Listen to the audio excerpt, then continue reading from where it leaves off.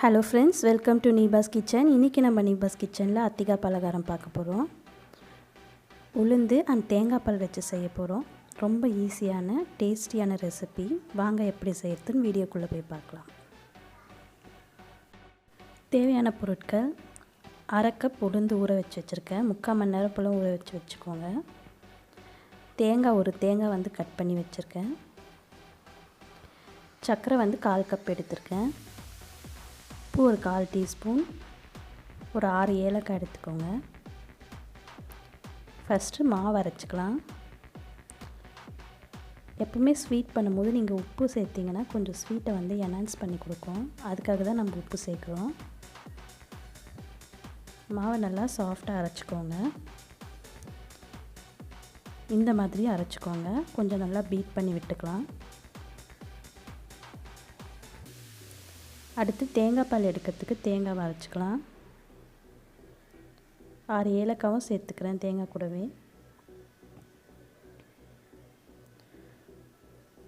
மிக்சியில் கொஞ்சம் அரைச்சிட்டு அதுக்கப்புறமா தண்ணி ஊற்றிக்கலாம்.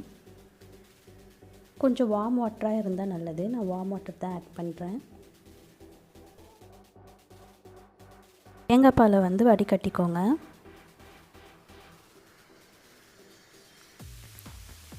ஃபஸ்ட்டு பால் எடுத்தாச்சு.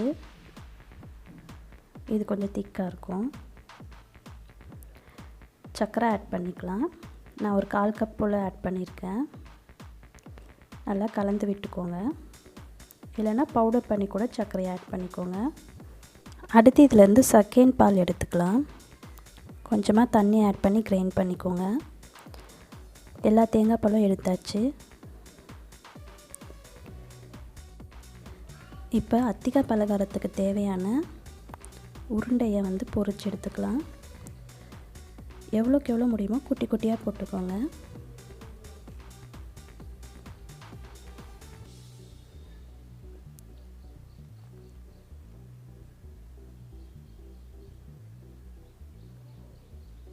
நல்லா எல்லா சைடும் வேகிற மாதிரி திருப்பி விட்டு எடுத்துக்கலாம். ரொம்ப வந்து ப்ரௌன் ஆகணும்னு இல்லை. நம்ம வடைக்கு எடுக்கிற மாதிரி எடுக்க வேண்டாம். இந்த மாதிரி இருக்க ஸ்டேஜ்லேயே நம்ம எடுத்துடலாம்.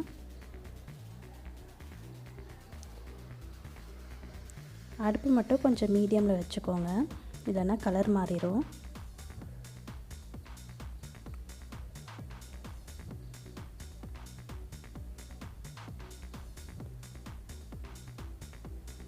இந்த மாதிரி வந்ததும் எடுத்துடலாம்.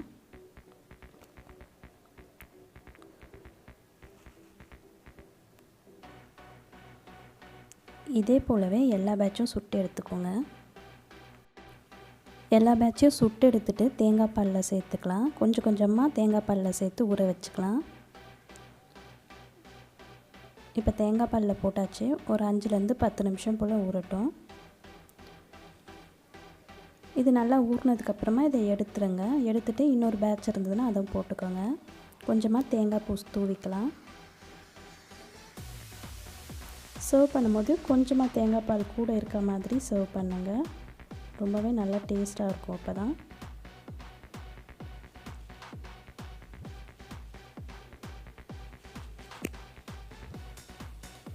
நம்மளோட அத்திக்கா பலகாரம் ரெடி.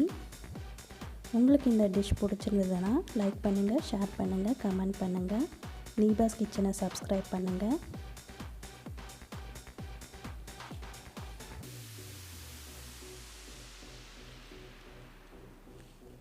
இப்போ நான் அடுத்த பேட்ச் வந்து எடுத்திருக்கேன். மீதி கொஞ்சம் இருந்தது. அதை நான் வந்து மீதமுள்ள தேங்காய் பாலில் ஆட் பண்ண போகிறேன்.